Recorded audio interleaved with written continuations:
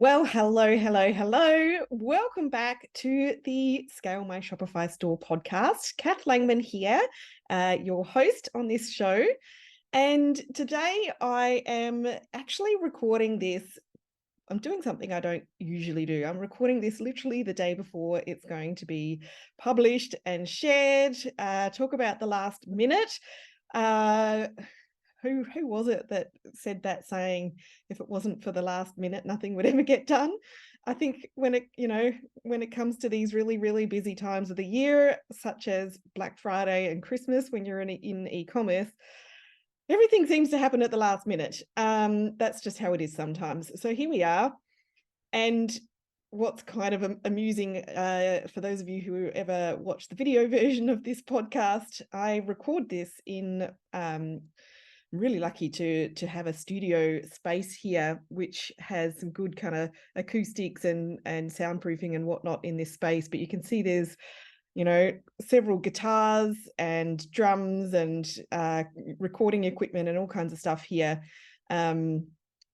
which are, well, the guitars are made by my father-in-law, actually. He makes guitars. My husband likes to think that he's a rock star.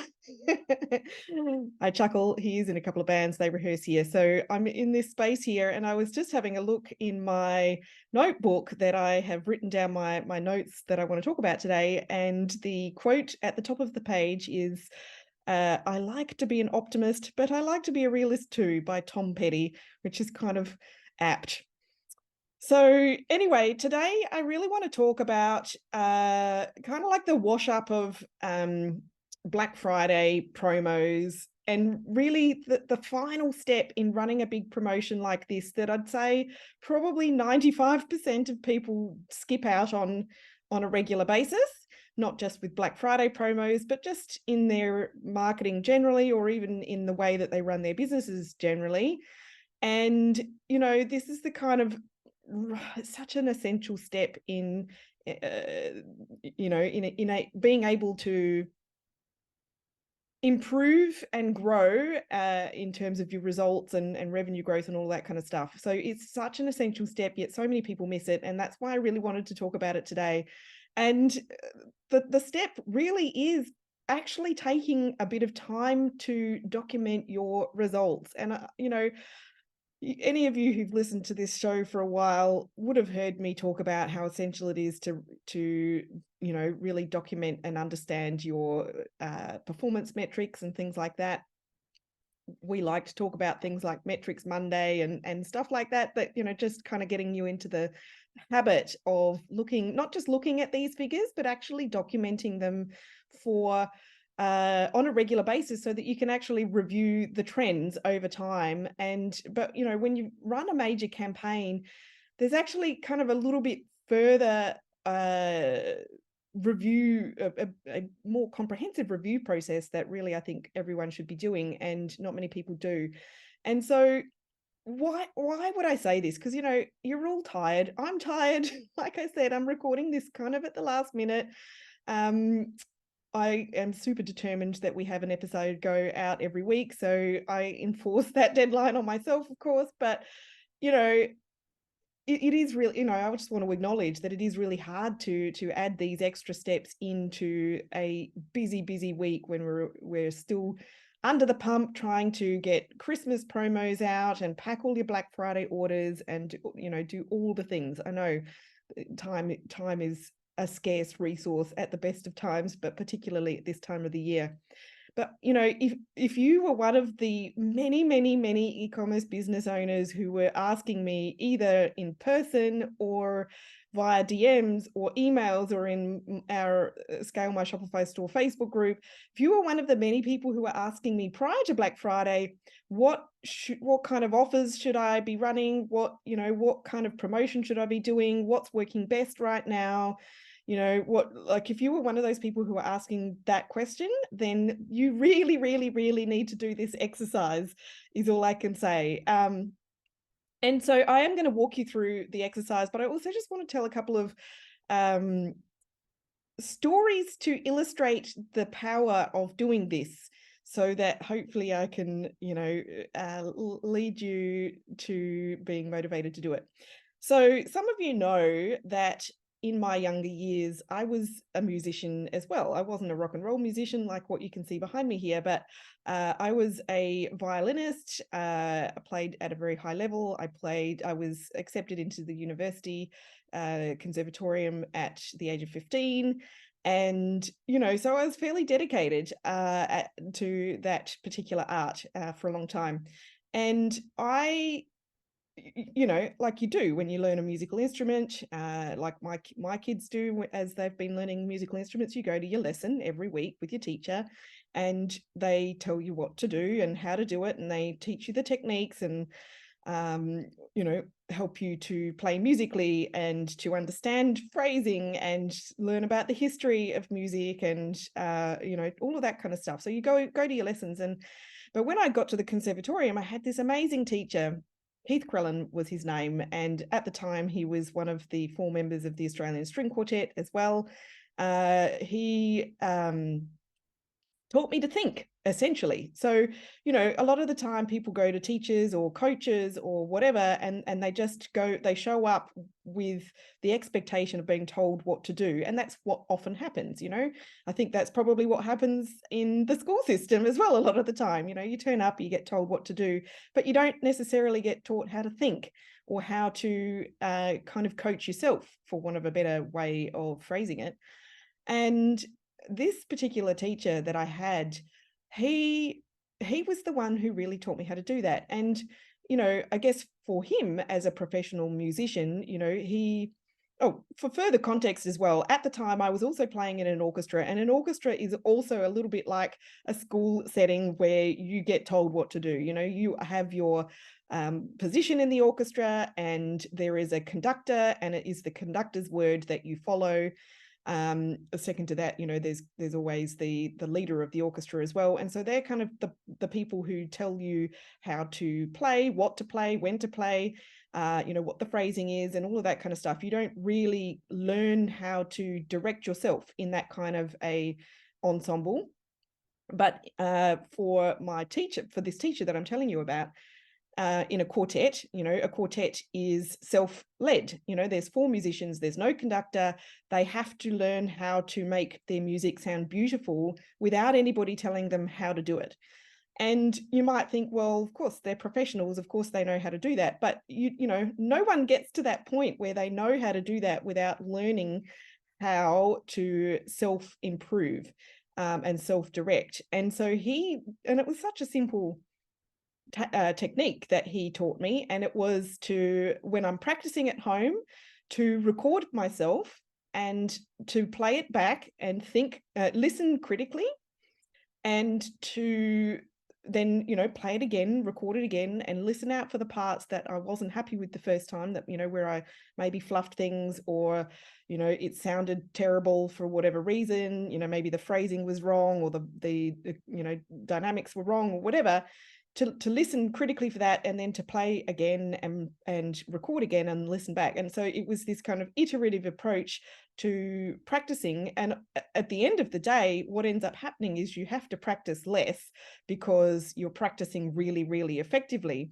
And I'll never forget when I got together with my now husband. I mean, he's been my husband for nearly 20 years, but when we first got together, he was a bit of a hack drummer, never really had lessons. I think he had some music lessons at school when he was a teenager, and he was so bad at practicing that literally in his school report, the teacher said, "Marcus is like baked clay. You can't mold him," which of course teachers would never get away with saying that now. Anywho, he and some friends and his brother, they were in this band, and they would always practice at our house, which I loved. I love music, and however, they weren't practicing effectively. It used to drive me absolutely nuts. They're a lot better at this now, but at the time they would just play through their songs, and that would be it. And what inevitably happened is every time that they practiced, they were practicing the same bad habits without improvement. And, it's not very enjoyable to listen to. If you go to a gig and you're listening to a band play, if they're playing badly and they really have no idea. So I used to just be on him. Of course, I didn't feel like I could say this to the rest of his band, but at least with him, I'd be like, you have to practice effectively, and this is how you do it. And, I guess in a similar vein, this is what people in high level sports do as well. And, with my sons who swim competitively at a national level, they don't record themselves every time they're training. I mean, that would be ridiculous. Their coach kind of does, like he's always noting down what every kid's doing in their training sessions and keeping track of, what they're doing well, what they've done in terms of volume and sets and all of that kind of stuff. But when they are racing and competing, which I would, to me, that's an analogy for us doing a major promotion like Black Friday. So when they're racing, they get me to video their race and they watch it back, and they're literally, breaking down everything. And so they'll do this review process at the end of a big meet, where they'll think back and watch back to their races, and they'll be looking at every single part of their race. They'll also be thinking through what was their lead up like, in terms of their, so athletes go through a taper where they, they lower the volume of training that they're doing so they're not so exhausted when they go into a competition. They'll think through, sleep and nutrition and warm-ups, and then they'll look at their races and they're looking at every little part of the race, from on the blocks, starting, breakouts, all, technique down the lane, turn, all of it, so they're thinking through also their mindset. What were they doing? Were they visualizing something specific, or were they just really succumbing to the fear, the anxiety that happens, the performance anxiety? So all of this, and they write it down afterwards, and then they go and chat to their coach to talk through what their experience was like, and they will be like, this is what I think went really, really well, and this is the things that I did that I think helped me.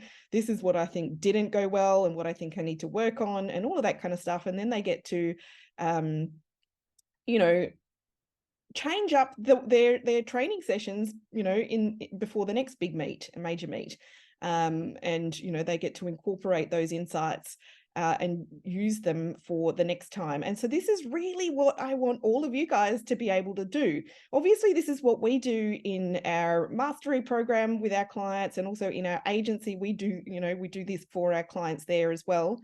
But I want to teach it to you guys as well. So, in every aspect of your business, you should be incorporating these kinds of moments and like a cadence of reviews. And they'll be, some of them will be smaller, like on a weekly basis, recording your performance metrics, just as a baseline, like really getting a sense of, how you're tracking week on week, month on month throughout the year with your performance metrics. And I do have a past episode all about making millions with magic metrics, I think is the name of that episode. I'll include, I don't recall what the episode number is for that one, but I'll include a link to that in the show notes for this episode if you want to go back and have a listen to it.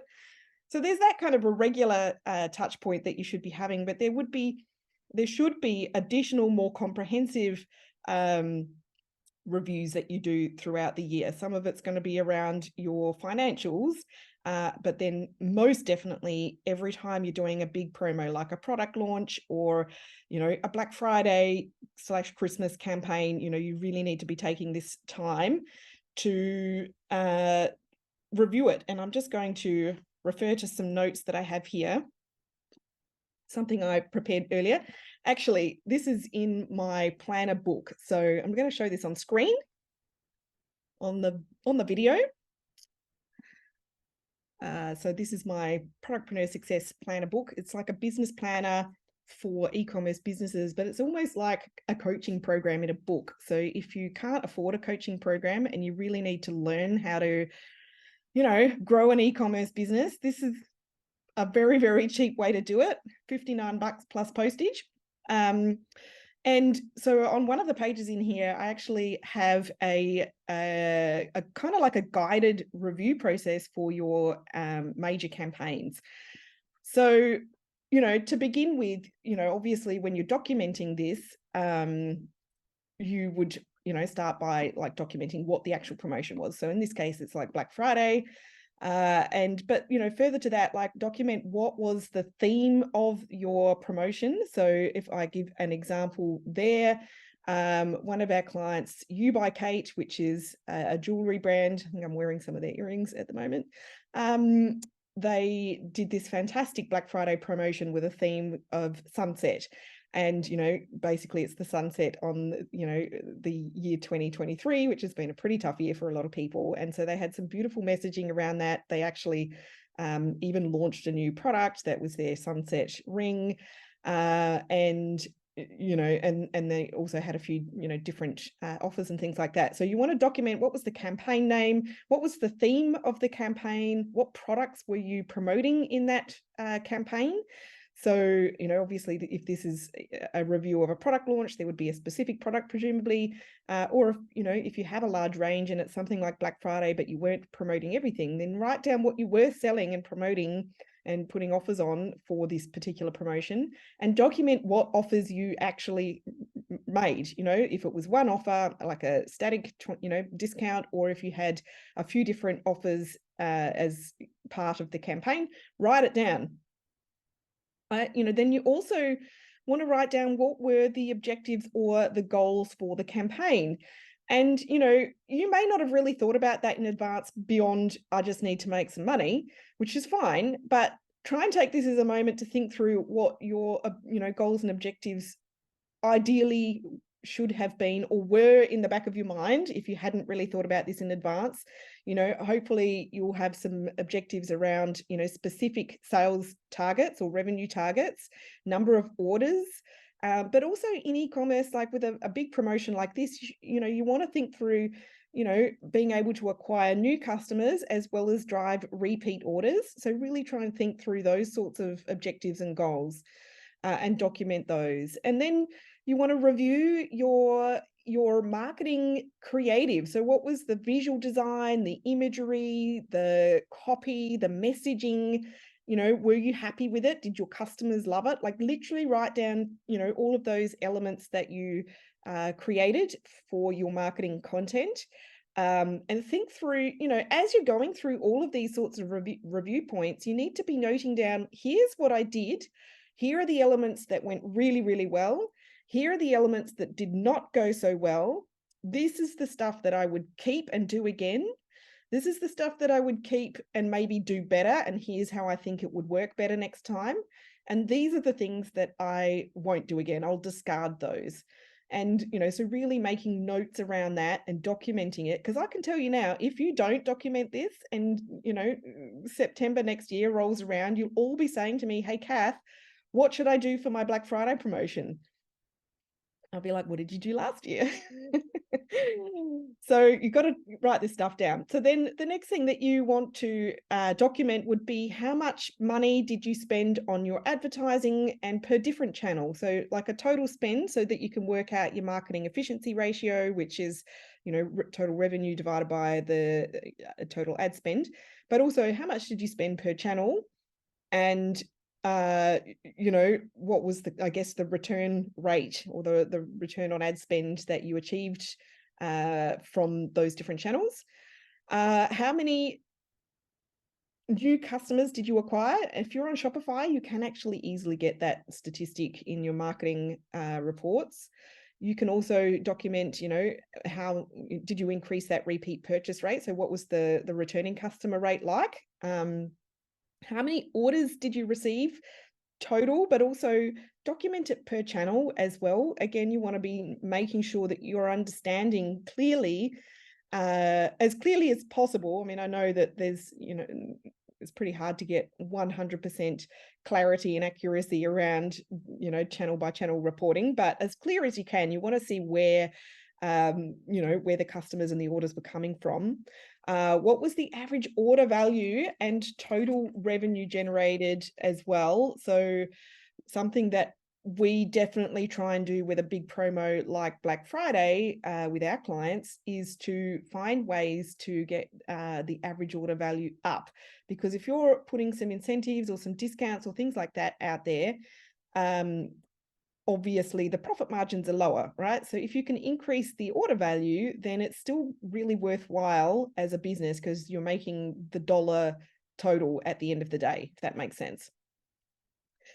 Next, throughout your promotion or in the lead up to your promotion, how many emails or contacts did you add to your list? So emails and SMSs, you want to be, with every major promotion, you want to be building that database in the lead up. So how many subscribers did you add? How many, total website visitors did you get to your website during that period of time? And at the end of the day, when you're planning ahead for your next promotion, you want to be able to work out, well, if that's my sales target, then this is how, and that's my expected average order value. This is how many visitors that I need to get to my website at that particular conversion rate. In terms of growing your email list or your subscriber database, what was the cost per new subscriber? That's another metric that you want to note down. What was your revenue per website visitor? What was your revenue per email subscriber? What was your revenue per customer? So these are all different ways to break this down. And then, like I said before, your return on investment. So, you want to document that return on ad spend per channel, but also that total marketing efficiency ratio so that you know that you're remaining profitable overall. Something that I haven't got in this list here, and it's remiss of me, is, how many emails did you send? How many SMSs did you send? When did you send them? Literally go through all of your email and SMS sends and work out like the best open rates, click rates, and revenue rates. Were you resending to non-opens at a different day and time? What was the best kind of subject lines? Did you highlight different products or different content inside the different emails?